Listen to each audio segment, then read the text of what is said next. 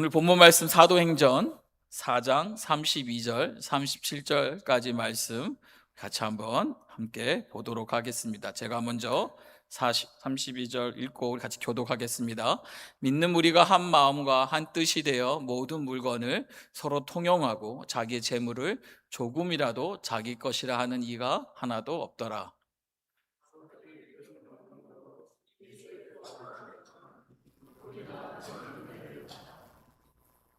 그 중에 가난한 사람이 없으니 이는 밭과 집 있는 자는 팔아 그 판 것의 값을 가져다가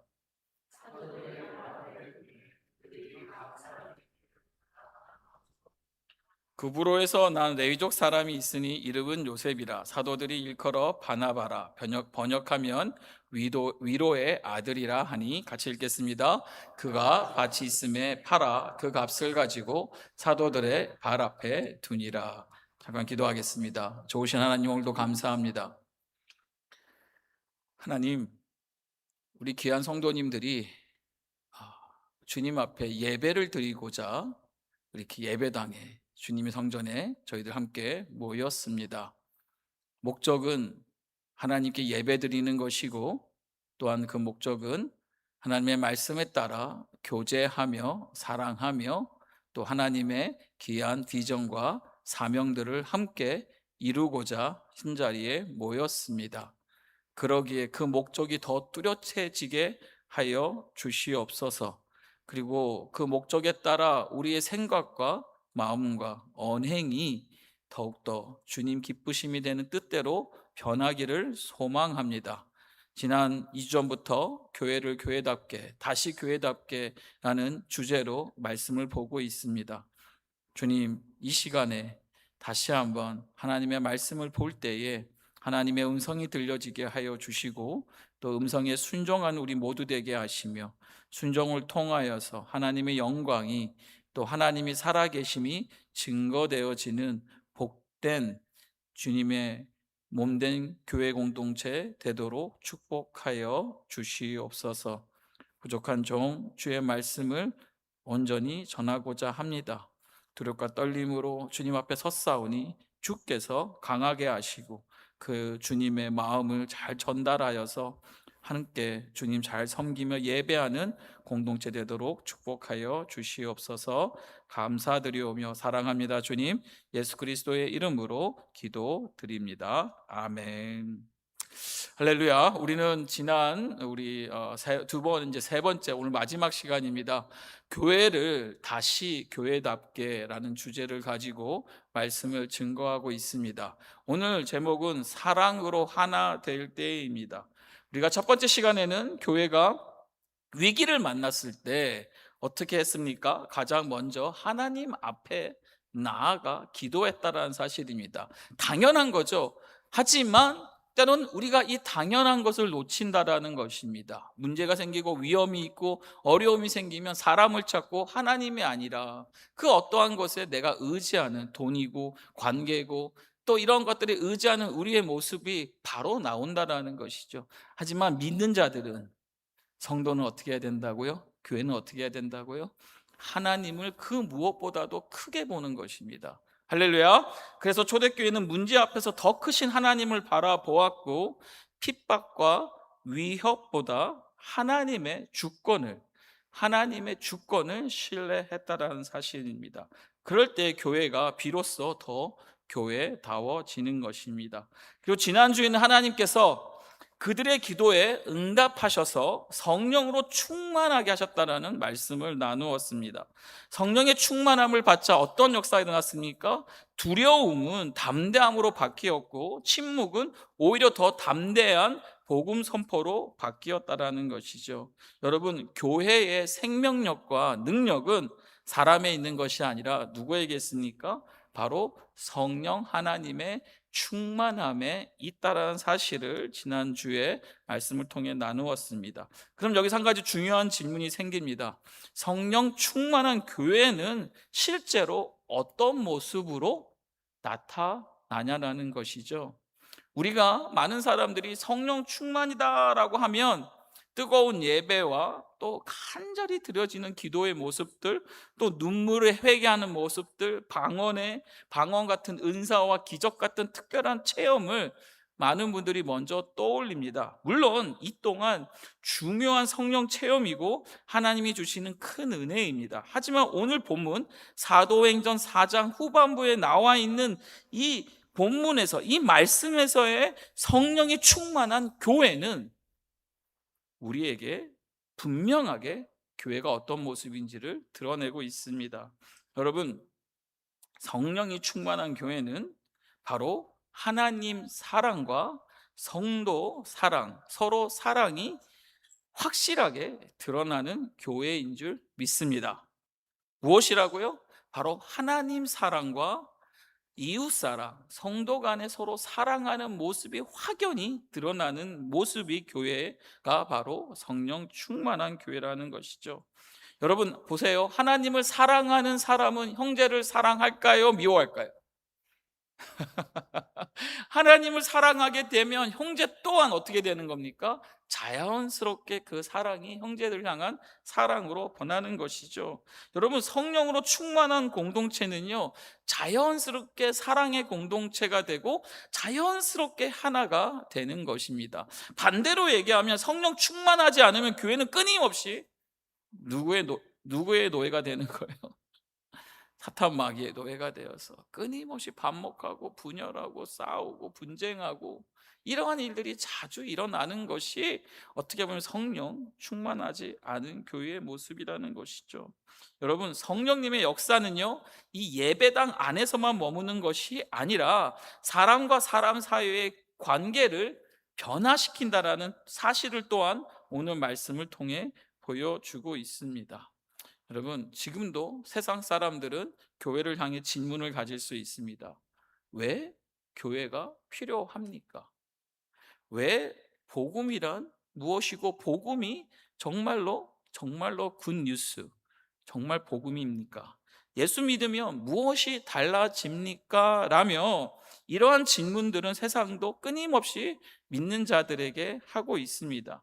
왜 이러한 질문이 있을까요?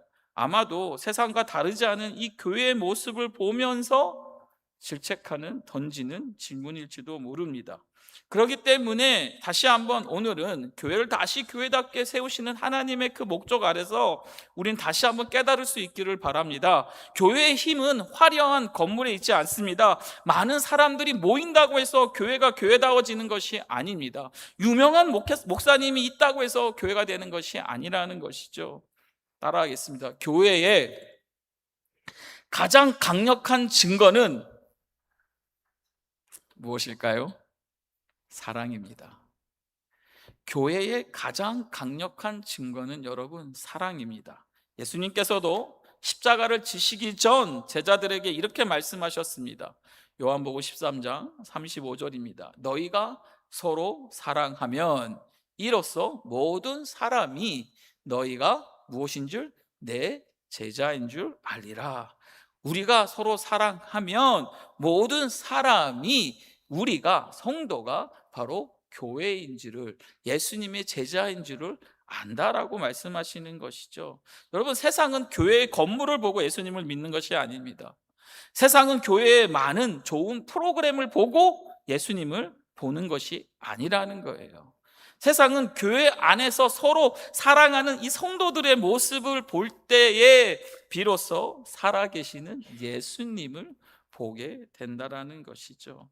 그래서 오늘 우리는 사도행전 4장 후반부를 통해서 하나님께서 교회를 어떻게 교회답게 세워가시는지, 그리고 왜 사랑이 교회의 가장 중요한 키인지를 함께 살펴보도록 하겠습니다. 먼저 첫 번째는요, 사랑은 우리를 한 마음과 한 뜻으로 하나 되게 합니다. 성령으로 충만한 교회의 가장 먼저 나타나는 모습은요, 바로 이 사랑이 충만하여서 교회가, 성도가 한 마음과 한 뜻으로 하나 되게 하는 것이죠.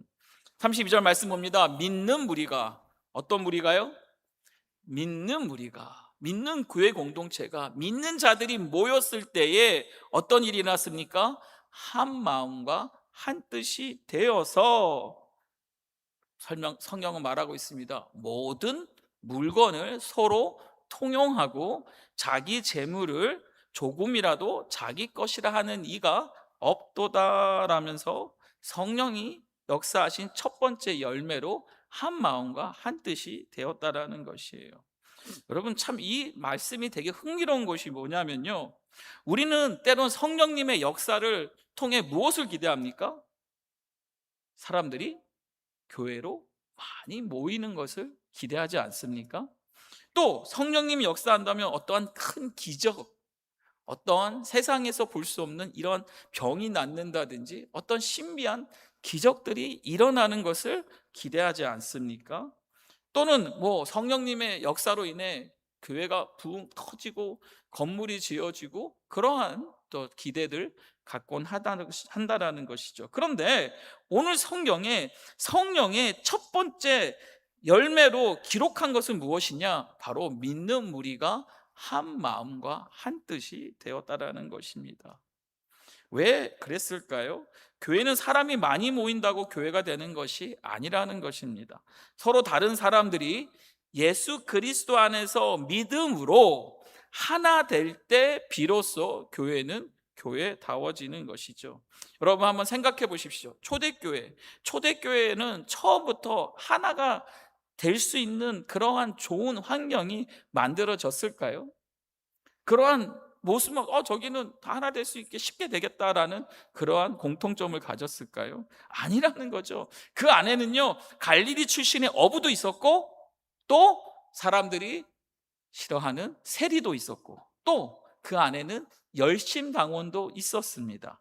그리고 그 안에는 경제적으로도 넉넉했던 자들이 있었고, 하루 벌어 하루를 살아가는 계정적으로 어려운 사람들도 있었습니다. 또 그 중에는 히브리파 유대인도 있었고 헬레파 유대인도 있었다라는 것이죠. 그 중에는 또 나이도 다르고 직업도 다르고 살아온 배경도 전혀 다른 다른 사람들이 모여서 지금 첫 교회가 시작됐다라는 거예요.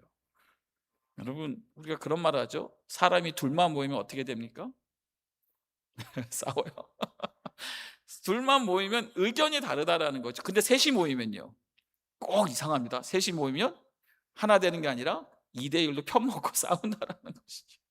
왜 그럴까요? 여러분, 그만큼 사람들이 하나 된다라는 거, 이것이 부자연스럽다라는 겁니다. 여러분 보세요. 가정에서도 부부의 생각이 똑같습니까? 제가 질문 잘해야 되나요? 가정에서도 보면은 참 신기하게도 그렇게 오래 같이 살았는데도 부부의 생각이 다를 때가 있다라는 것이죠. 또 한솥밥, 한 집에서 한솥밥을 먹고 같이 자란 자녀들이 부모의 생각과 같습니까? 어쩜 내 배로 낳은 자식이란 표현을 많이 하지 않습니까? 그런데도 이렇게 뭐라고 표현해요? 똑같을까가 아니라 이렇게 다를까라고 표현하지 않습니까? 그러면 교회는요, 더 말할 것도 없죠. 이 교회 안에는 다양한 세대가 있고 다양한 문화가 있고 다른 성향을 가진 사람들이 있습니다. 신앙생활을 오래 한 분도 있고 또 이 중에는 막 믿음을 시작한 한 분도 있습니다. 자라온 환경도 가치관도 모두 다릅니다. 그리고 이민교회는 특별히 또 다릅니다. 여러 많은 지역에서 다르게 살던 환경 속에서 모인 사람들이 이민교회라는 것이죠. 그런데도 여러분 보세요. 초대교회는 어땠습니까? 한 마음과 한 뜻이 되었다라는 것이죠. 어떻게 이것이 가능했을까요? 먼저 여기서 우리가 한 가지 정의를 잘 내려야 됩니다. 한 마음과 한 뜻이라는 이 표현은요, 거기 있는 믿는 모든 무리가 똑같은 생각을 하게 되었다는 의미일까요? 거기 모이는 사람이 다 성격이 다 똑같아졌다는 뜻일까요? 그들이 모였을 때 모든 의견이 일치했다라는 그런 의미를 가졌을까요? 이 원문에서 보여주고자 하는, 설명하고자 하는 이 한 마음과 한 뜻의 핵심은 뭐냐? 모든 사람의 마음이 예수 그리스도께로 향했다라는 것입니다. 다시 말하면 여러 부류의 다른 성향을 가진 무리가 모였는데 무엇이 있다고요? 그 안에 공통점이 하나 있다라는 거예요. 그게 뭡니까? 바로 예수 그리스도를 믿는 무리. 그러니까 예수 그리스도가 중심이 되는, 하나가 되는 그 공통 부모가 있었다라는 것입니다. 여러분, 교회의 하나됨은요, 생각이 같아서가 아니라 교회의 모든 믿는 무리가 같은 주님을 바라보기 때문에 가능해진다라는 것입니다. 세상의 공동체와 교회와의 이 가장 큰 차이가 여기에 있다라는 것이에요. 우리는 종종 교회가 하나 되려면 이런 생각하지 않습니까? 내 생각, 내 방식에 다른 사람들이 맞추어줘야 된다라고 생각합니다. 그러나 성경은 전혀 다른 길을 보여주고 있어요. 교회의 일치는 의견의 일치에서 오는 것이 아니라 복음 안에서 예수 그리스도를 중심으로 우리가 함께 마음을 모은다라는 것이 있다라는 것입니다. 오늘 성가대가 앞에서 준비하고 또 찬양을 하나님 앞에 드렸습니다. 저는 성가대가 참 이렇게 볼 때마다 은혜가 되는 것이, 참 아름다운 무엇을 냅니까? 하모니의 소리를 내지 않습니까? 여러분, 우리 교회 성가대 좀 짱입니다. 예. 제가 이렇게 또 여러 성가대, 여러 교회 성가대 이렇게 보는데 좀, 우리 성가대도 좀 잘 이렇게 더 연습 많이 좀 잘 준비하셔서 막 대회도 나가셔서 대상을 꼭 타시기를 주님의 이름으로 축복합니다. 그런 도전도 좀 해보시기 바랍니다. 자, 성가대가 왜 여러분 특별하냐? 마치 교회의 모습이라는 거예요. 남자, 여자, 탁자, 솔로, 또 소프라노, 엘토, 베이스, 테너, 다 각자 다른 소리들이 있습니다. 또 그 소리 중에는 또 뭔가 조금 튀는 목소리도 있고, 또 어떤 분은 작은 소리를 냅니다. 근데 여러분, 이 모든 각자 다르고 다른 역할들을 갖고 있지만 그 소리가 왜 아름다워지는 겁니까? 누굴 보고 있어요? 전부 다 악보를 보고 있나요? 앞에 지휘하시는 지휘자분에 집중을 하고 지휘자의 손놀림에, 지휘자의 눈빛에 내 역할을 하다 보니까 어떤 일이 일어나요? 제가 성가대를, 저도 여러분 성가대 출신입니다. 저는 어렸을 때부터 성가대를 했고요, 성인이 돼서 성가대를 쭉 했습니다. 그러면서 저는 성가대를 통해서 진짜 많이 혼났습니다. 왜? 소리가 크다 보니까. 또 왜? 음을 못 잡다 보니까 자꾸 어떤 소리가 나요? 죄송하지만 삑사리가 납니다. 그러면 지휘하시는 분이 꼭 그거를 뭐라고 해요? 성민 형제, 제가 정년 때는 소리를 조금 작게 내세요. 그리고 또 항상 옆에 사람 뭐 하라고요? 소리를 들으세요. 참 너무 귀한 훈련이었어요. 지금 저 성가 됐으면 잘할까요? 못할까요? 여러분, 많이 혼나면 잘합니다. 오늘 말씀을 보면서 성가대의 모습이 마치 교회의 모습, 마치 초대교회의 모습이라는 거예요. 각자 다른 역할들, 소리들을 다 내지만 지휘자 중심을 바라보면서 또 옆에 사람의 소리를 들어가면서 그 어울려지고자 하는, 하나 되고자 하는 마음이 함께 만들어져서 어떠한 소리요? 아름다운 하모니의 소리가 만들어진다는 것이죠. 교회도 그렇습니다. 하나님께서는 우리를 다 똑같은 사람으로 만드시지 않았습니다. 어떤 분에게는 기도의 은사가 있고, 어떤 분은 섬김의 은사가 있고, 어떤 분은 찬양의 은사가 있고, 어떤 분은 조용히 뒤에서 봉사하는 것이 익숙하고, 어떤 분들은 사람들을 따뜻하게 맞이하는 은사가 있고, 또 어떤 분들은 물질을 통해 하나님 섬기는 사람들이 있고, 각자 다양한 모습으로 하나님께서 교회로 부르셨다라는 거예요.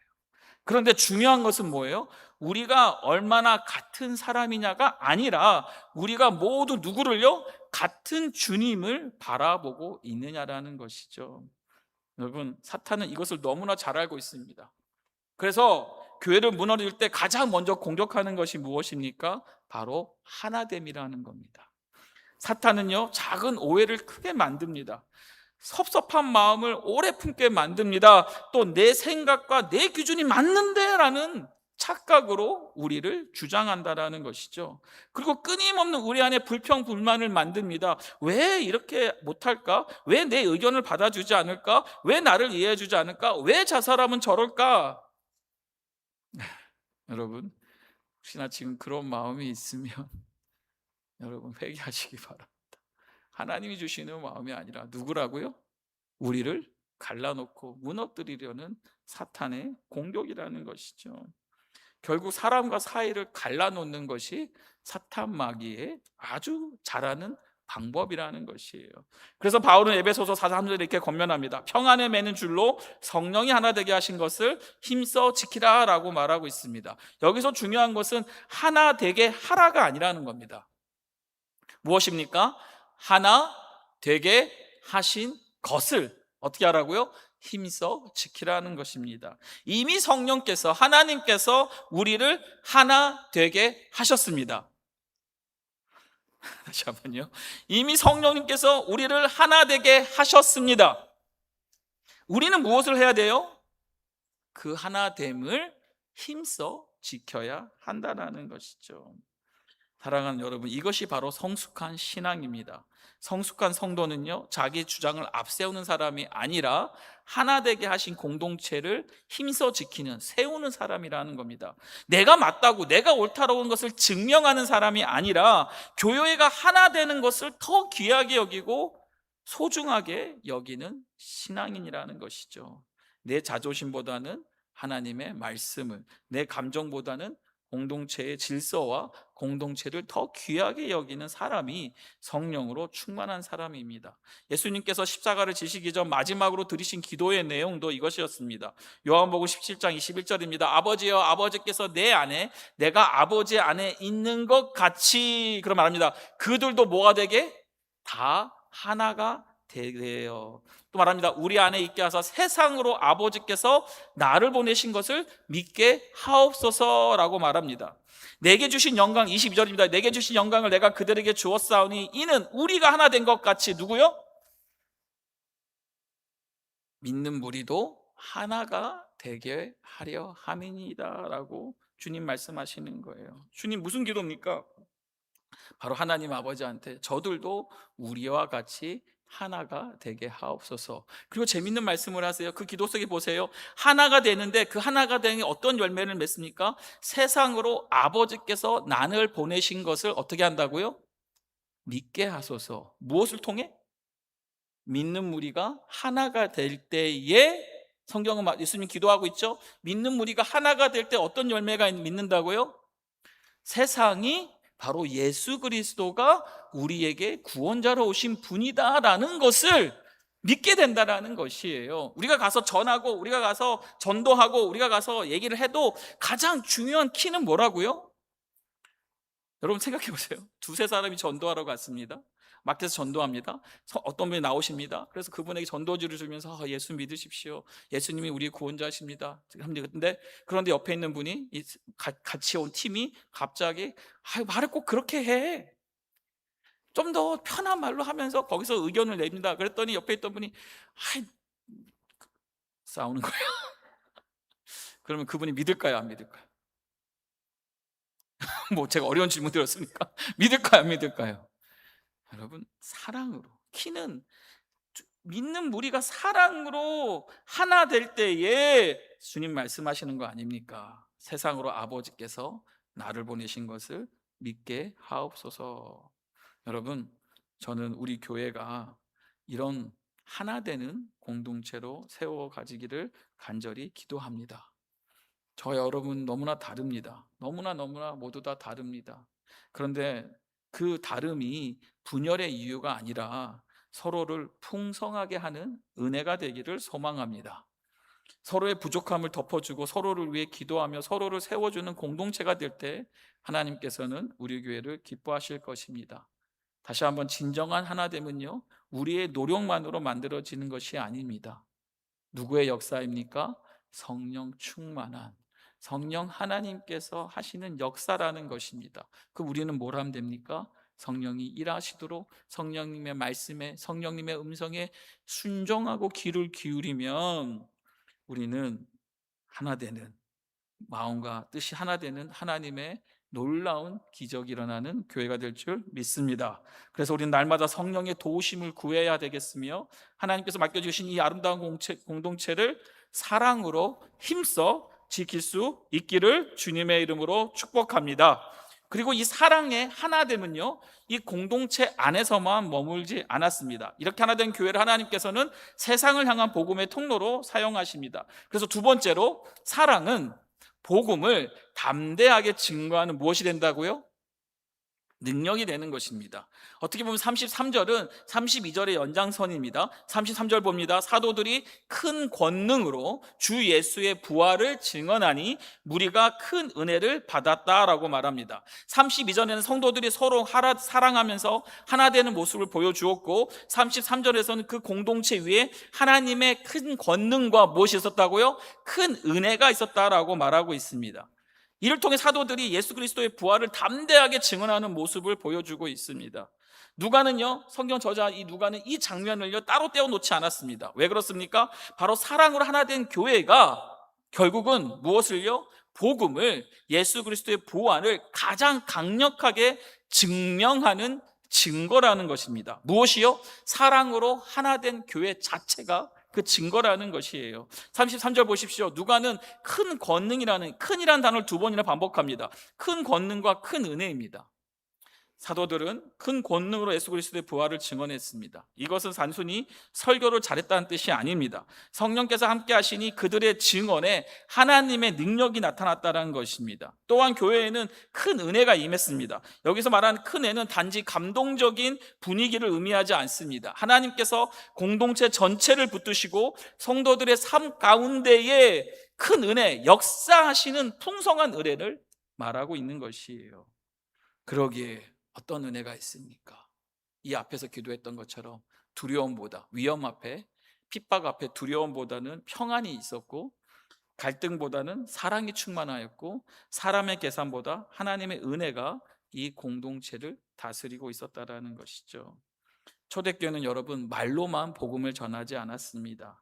그들은 하나 되는 모습, 사랑하는 모습으로 예수님이 부활하셨음을, 살아계심을 보여주는 증거가 되었다라는 것입니다. 사도들은 담대하게 예수님은 부활하셨습니다 라고 선포했고, 성령을 받은 자신들이 그들의 삶에서 어떠한 변화가 있었는지를 바로 세상 사람들을 향하여 보여주었다라는 것이죠. 여러분, 교회 안에서는 말씀도 필요하고 기도도 필요하고 전도도 필요합니다. 하지만 그 모든 것의 중심에는 무엇이 있어야 됩니까? 사랑이 있어야 합니다. 사랑이 없는 말씀은요, 사람을 정죄하게 만듭니다. 사랑이 없는 기도는요, 자기 의만 더욱더 세집니다. 사랑이 없는 봉사는요, 오히려 상처를 남깁니다는 것이죠. 하지만 반대로 사랑으로 전해지는 말씀은요, 사람을 살리는 것입니다. 사랑으로 드려지는 기도는요, 그 영혼이 품어지며 영혼이 회복된다라는 것이죠. 사랑으로 행하는 봉사는요, 무엇을 보입니까?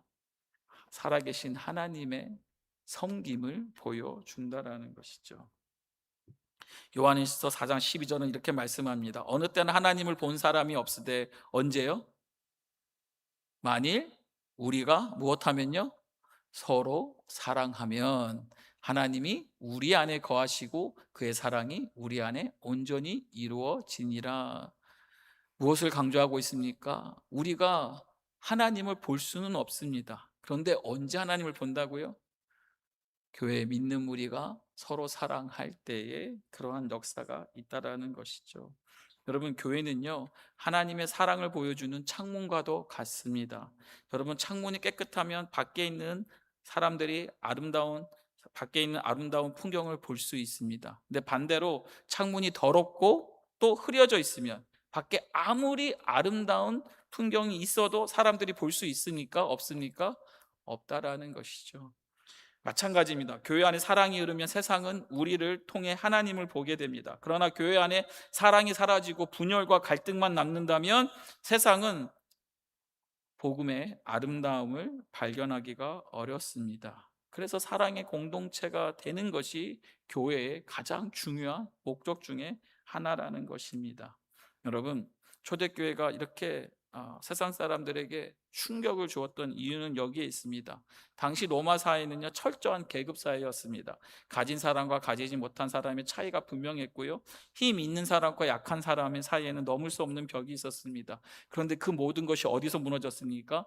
교회 안에서 그 모든 것이 다 무너졌다라는 겁니다. 교회 안에서는 전혀 다른 모습이 나타났습니다. 부자와 가난한 사람들이 함께 예배했습니다. 유대인과 이방인이 함께 식탁에 앉았습니다. 또 서로 다른 배경을 가진 사람들이 예수 그리스도 안에서 한 가족이 되었다라는 것이죠.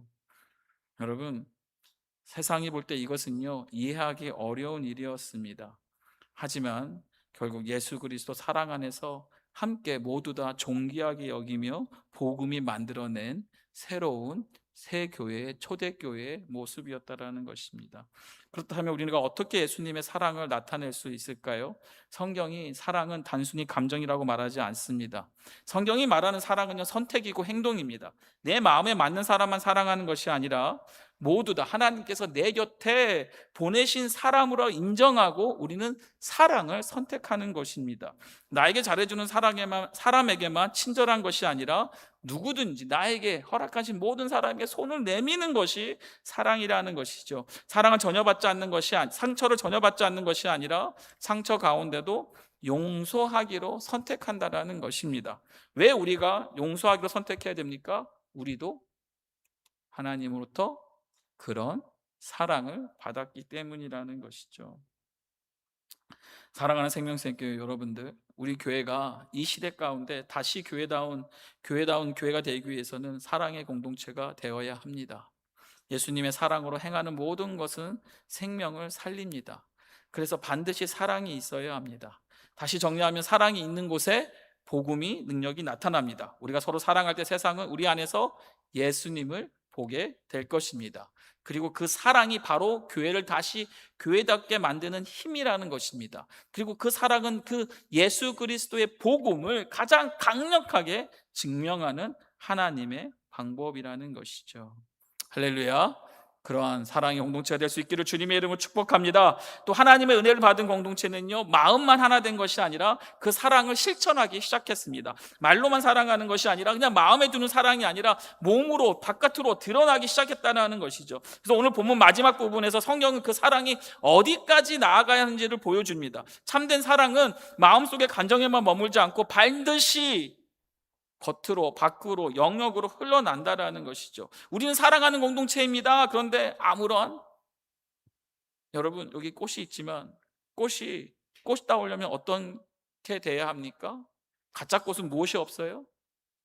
향기가 없죠. 진짜 꽃은요, 향기가 있다라는 것이죠. 사랑은 드러나야 한다라는 거예요. 그래서 세 번째, 사랑은 나눔으로 완성이 됩니다. 34절 35절을 보겠습니다. 34절, 그 중에 가난한 사람이 없으니 이는 밭과 집 있는 자는 팔아 그 판 것의 값을 가져다가 사도들의 발 앞에 두매 그들이 각 사람의 필요를 따라 나누어 줌이니라. 여러분, 초대교회 사랑은 단순히 사랑합니다라는 말로만 한 것이 아니었습니다. 실제 서로의 필요를 돌아보았고 어려운 가운데 있는 형제를 외면하지 않았습니다. 자신의 것을 움켜쥐기보다는 하나님께서 맡겨주신 것으로 믿고 기쁨으로 뭘 했습니까? 나누었고 함께 교회 공동체를 세워나갔다는 것입니다. 여기서 우리가 주목해야 할 것은 초대교회 성도들이 어떻게 이렇게 나눌 수 있었냐는 것이죠. 저들이 처음부터 그랬습니까? 처음부터 저들은 착한 사람들이었기 때문에, 아니면 저들은 돈이 많았기 때문에, 경제적으로 풍족했기 때문에 저들이 나눈 것이었나요? 아니라는 것이죠. 무엇입니까? 바로 그들의 마음의 생각을 성령께서 역사하시며 변화시키셨기 때문이라는 것입니다. 여러분, 성령 충만하면 어떤 은혜가 있는지 아세요? 먼저 이 물질에 대한, 소유에 대한 태도가 바뀐다라는 겁니다. 이전에는 누구 것이었습니까? 철저히 내 것 아닙니까? 내 것을, 이게 참 재밌어요. 내 것이라고 생각되어지면 움켜쥐게 됩니다. 그리고 이것을 뺏길까봐, 잃어버릴까봐 어떻게 합니까? 이중 삼중으로 단단히 묶고 안전장치를 취하죠. 그런데 여러분, 그 마음이 편안합니까? 아니죠. 잃어버릴까봐 더 두려워하고 불편하고 붙잡고 살고자 노력한다는 것이. 그런데 성령 충만함을 받으니까 이제 아는 거예요. 누구 것이라고요? 아시는 분만, 누구 것이라고요? 하나님 것이라는 것이죠.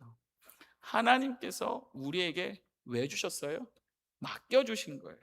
왜요? 우리 잘 먹고 잘 살라고? 아니에요. 그 물질을 잘 뭐 하라고요? 관리해서 하나님께 영광을 돌리며 하나님 나라를 위해 쓰임받으라는 것이죠. 그것을 뭐라고 표현하고 있습니까? 성경은 청지기라고 말합니다. 무엇입니까, 여러분? 32절 보세요. 자기 재물을 뭐라고 표현하고 있습니까? 조금이라도 자기 것이라 하는 이가 어떻게 했다고요? 하나도 없더라. 제가 우리 한 권사님 계시는 권사님, 저에게 권사님 체킹 어카운트 얼마든지 보여주세요. 그럼 권사님, 목사님 왜 이러세요? 여러분, 우리는 일반적으로 사실 내 물질에 대해서는 내가 주인이라고 생각을 합니다. 그런데 지금 초대교회는 지금 엄청난 일이 일어나고 있는 거예요. 뭐라고 말하고 있습니까? 자기 재물을 조금이라도 뭐라요? 내 것으로 자기 것이라 하는 이가 하나도 없더라고 말하고 있습니다. 여러분, 이거 말씀을 또 여러분 오해하시면 안 됩니다. 그래서 모든 사람이 재산을 다 포기했다는 뜻이 아닙니다. 자, 재산이 주인이, 재물의 주인이 바뀌었다는 뜻입니다. 성경은요, 이 물질에 대해서 절대로 악하다고 말하지 않습니다. 우리가 갖고 있는 물질을 하나님 주신 것으로 풍족하게 쓰라고 주셨다는 것을 말하고 있습니다. 중요한 것은 무엇을 얼마나 가지고 있느냐가 아니라 누구의 것이라냐고 생각하냐는 거예요. 자, 내가 이 물질의, 재물의 주인이라 생각하면 결국 어떤 일이 납니까? 물질이 결국 나를 지배하게 됩니다. 그 물질을 잃어버릴까봐, 그 물질이 없을까봐 더 두려워하고 또 물질을 더 가지려고 집착하면서 살아가게 된다는 것이에요. 이걸 우리 뭐라고 표현합니까? 돈의 노예가 된다고 그러시죠. 돈의 노예가 된다고 하죠. 그래서 돈에 의해 좌지우지 되는 겁니다. 늘 돈을 쫓는 사람이 되는 것이죠. 그러나 하나님이 이 모든 소유의, 재물의, 재산의 주인이심을 믿으면 우리는 뭐 하면 됩니까? 그 하나님을, 그 하나님 맡겨주신 것을 잘 관리하고 청지기로 살아가게 된다라는 것이죠. 공급자는 내가 아니라 누구라는 거예요? 하나님이시라는 것을 믿음이 생기기 때문이라는 겁니다. 여러분, 초대교회 성도들의 나눔은요, 누군가 강요해서 이루어진 것이 아닙니다. 어떤 제도가 만든 복지도 아니었습니다. 성령께서 마음을 감동시키셨고 복음의 은혜가 삶을 변화시킨 결과였다라는 것입니다.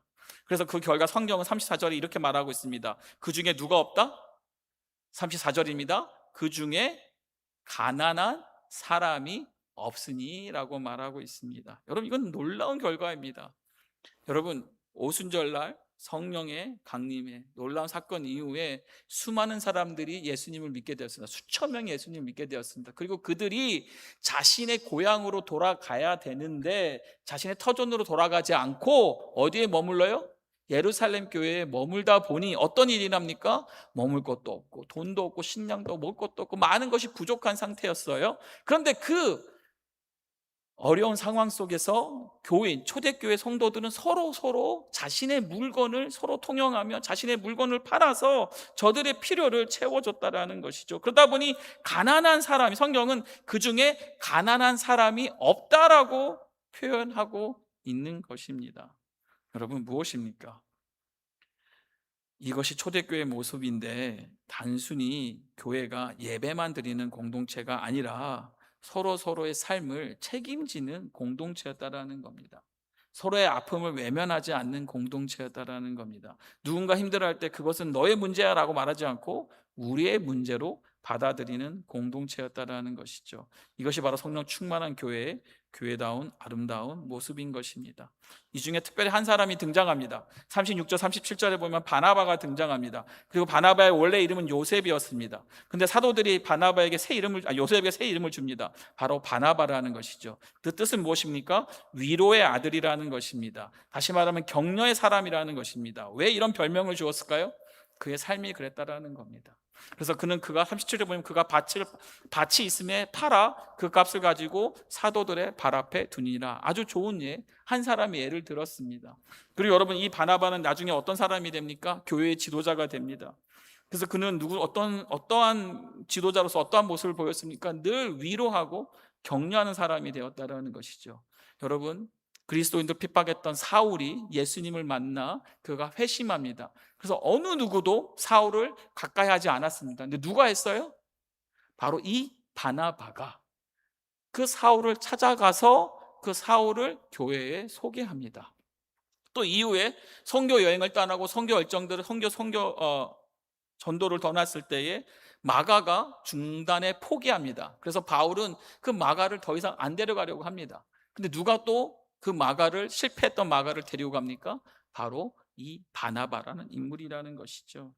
여러분, 성경을 보면요, 은혜 받은 사람들은요 언제나 섬기고 나누고 베푸는 사람으로 나아갑니다. 삭개오는 예수님을 만난 다음에 어떻게 했습니까? 그는 자신의 전 재산의 절반을 다 팔아서 누구에게요? 가난한 사람들에게 나누어 주었습니다. 그리고 또 이런 말도 하죠. 자신이 부당하게 뺏은 것이 있다면 어떻게 해요? 네 배나 갚겠다라고 예수님 앞에 고백합니다. 왜요? 그가 은혜를 받으니까 자연스럽게 이 물질에 대해서 그가 바뀌었다라는 것입니다. 또 예수님을 따르던 여인들도 마찬가지입니다. 자신의 소유로 자신의 재산을 가지고 주님의 사역을 섬겼습니다. 또한 죄인으로 불리던 한 여인은 자신의 가장 귀한 향유를 예수님의 발 앞에 부었습니다. 주변에 있던 유다가 말하죠. 이 왜 낭비하냐고. 근데 여러분, 이 여인은 왜 그랬습니까? 그는 계산하지 않았다라는 겁니다. 얼마를 남길까, 내가 무엇을 얻을까 생각하지 않았습니다. 그 예수님의 사랑으로, 표현으로 주님이 이 모든 것을 받으시지 않았습니까? 그래서 예수님께 너무나 큰 사랑과 은혜를 받았기 때문에 기쁨으로 드릴 수 있었다라는 것이죠. 사랑하는 여러분, 참 재밌는 것이 다음 장에는요 아나니아와 삽비라 이야기가 나옵니다. 우리가 잘 알지 않습니까? 바나바는 이랬는데 아나니아와 삽비라는 또 똑같이 재산을 팔았습니다. 그런데 무슨 문제가 있었습니까? 하나님께서는 그 두 사람을 책망하시고 결국 데려가셨습니다. 왜 그랬습니까? 팩트만 보면 재산을 팔아서 다 드린 것이 아니라 일부를 남겨두었어요. 그럼 여러분, 이거 잘 해석하셔야 돼요. 일부를 남겨두면 하나님이 그 데려가시는 겁니까? 아니라는 것이죠. 중심이에요. 그 중심에 하나님 앞에 감사와 기쁨으로 드린 것이 아니라 무엇 때문에? 앞에 바나바의 모습을 보면서 나도 사람들이 인정하고 사람 칭찬하니까 나도 무엇을? 하나님이 아닌 사람들의 인정을 받고자 팔았는데 막상 팔고 보니 아까워요, 안 아까워요? 다 드리기에는 참, 저는 이 아나니아와 삽비라가 말씀을 묵상할 때마다 참 우리와 너무나 같은 심정이다. 우리도 그렇게 많이 실수하지 않습니까? 근데 중요한 건 뭡니까? 여러분, 물질을 남긴 것이 문제가 아니라 그 중심에 하나님을 속일 수 있다라는 생각. 하나님이, 여러분, 하나님을 부정하죠. 하나님이 보고 계신다는 사실을 안 믿었다라는 거예요. 여러분, 아나니아와 삽비라도 성도였습니다. 그도 교회의 성도였습니다. 그도 성령 받은 사람이었습니다. 그래서 저는 이 말씀 해석하는 데 있어서 그가 하나님께 돌아갔다, 이 말은 귀한 은혜입니다. 지옥으로 갔다라는 것이 아니에요. 하나님이 데려가셨다라는 거예요. 왜요? 그 영혼만큼은 살리셨다라는 것이죠. 자, 다시 말씀 우리 돌아갑니다. 여러분, 교회는요 이웃을 사랑하는 교회입니다. 할렐루야. 제가 1년의 교회 목회를 하면서 감사한 것은요, 우리 교회를 볼 때에 우리 생명샘 가운데도 이러한 은혜를 하나님께서 허락하고 계신다라는 것입니다. 제가 개인적으로 만나고 신방하고 하나님 주시는 은혜를 나누고 간증을 들을 때마다 참으로 감사하며 기뻤습니다. 우리 교회는요 이웃을 사랑하는 교회입니다. 지금도 어려운 이웃을 돕고 복음 전파를 위해 이국 땅 차전방에 선신하신 선교사님들을 위해 기도하고 물질로 섬기고 기쁨으로 나누고 또 교회의 필요를 위해 기쁨으로 헌신한 성도님들이 많은 교회입니다. 저는 이것이 단순한 선행이 아니라 성령님께서 우리 가운데 함께 하시는 증거요 아름다운 열매라고 믿습니다. 그래서 우린 여기에서 멈추지 않기를 소망합니다. 앞으로도 우린 더 사랑하고 더 품고 더 나누는 교회가 될 수 있기를 소망합니다. 더 나아가 선교지를 위해, 어려운 이웃을 위해, 하나님 나라를 위해 하나님께서 우리에게 맡기신 시간과 물질과 은사와 우리 모든 것을 기쁨으로 흘려보내는 교회가 될 수 있기를 바랍니다. 예수님께서 주는 것이 받는 것보다 뭐라고요? 복이 있도다라고 말씀하셨습니다. 우리가 사랑으로 심는 것은 결코 헛되지 않습니다. 하나님께서는 우리의 작은 헌신도 기억하시고 하나님의 나라를 위해 귀하게 사용하시며 영원한 열매로 갚아 주실 것입니다. 말씀 맺도록 하겠습니다. 이번 시리즈를 통해 우리는 교회가 다시 교회다워지는 길이 무엇인지를 함께 살펴보았습니다. 여러분, 교회는 하나님을 크게 바라볼 때에 방향을 잃지 않습니다. 교회는 성령으로 충만할 때에 능력을 회복하는 것입니다. 그리고 교회는 사랑으로 하나 되어 섬기고 나눌 때에 세상 가운데 예수 그리스도를 가장 선명하게 드러내는 공동체가 되는 줄 믿습니다. 예수님께서 말씀하십니다. 너희가 서로 사랑하면 이로써 모든 사람이 너희가 내 제자인 줄 아리라 라고 말씀하셨습니다. 세상은 교회의 크기보다 교회 안에 흐르는 사랑을 통해 하나님을 보게 됩니다. 우리가 받은 은혜 가운데 서로를 품고 세워주고 기쁨으로 흘려보내고 이웃과 열방을 향해 나눌 때 사람들은 우리를 통해, 우리 교회를 통해, 믿는 자들을 통해 살아계신 예수님을 반드시 만나게 될 것입니다. 우리 생명샘 교회가 하나님을 바라보고 성령으로 더 충만하며 사랑으로 하나 되어서 이 지역과 열방을 섬기는 교회로 더욱더 아름답게 세워져 가기를 주님의 이름으로 축복합니다.